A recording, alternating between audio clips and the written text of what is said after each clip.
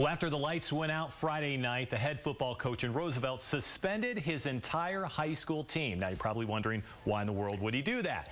Well, he wanted to teach them a lesson about character. Never heard this before, but as Eastern Utah News specialist Jeff Lysick found out, the student athletes at Union High have a unique chance to earn their way back onto the team. This isn't your typical football practice, especially during homecoming week. Neither is this, but it's exactly what Union High head coach Matt Labrum wants to see. We're still practicing, but we're practicing on some different skills.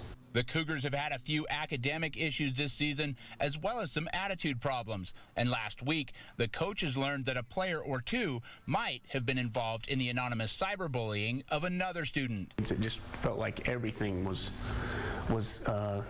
going in a direction that we didn't want our young men going, and so we felt like we needed to make a stand. So after Friday's home game against Judge, the coaches made all their players hand in their jerseys. I was definitely sad because I love playing and always want to play. I figured we'd just been cut and we were done.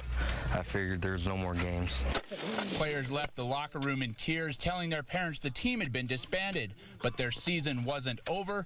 They were being given the option to play again under some very specific terms, outlined in a letter signed by the entire coaching staff that called for the election of new team captains, 2 days of community service instead of practice, mandatory attendance at a character education class, and at a study hall session. And I think it's going to bring our team closer. I think we're going to be more accountable, not only for ourselves, but for our buddy next to us. We talked to a number of coaches around the state. Some fear this punishment might be too extreme, while others say Coach Labrum knows his players and what's best for them.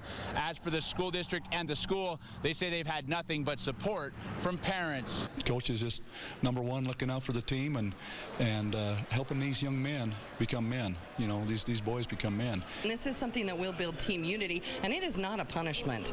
I look at it as an opportunity to do some good in the community, and it's a good way to learn a life lesson. So far, all of Labrum's players are on track to earn the privilege of wearing the black and gold again.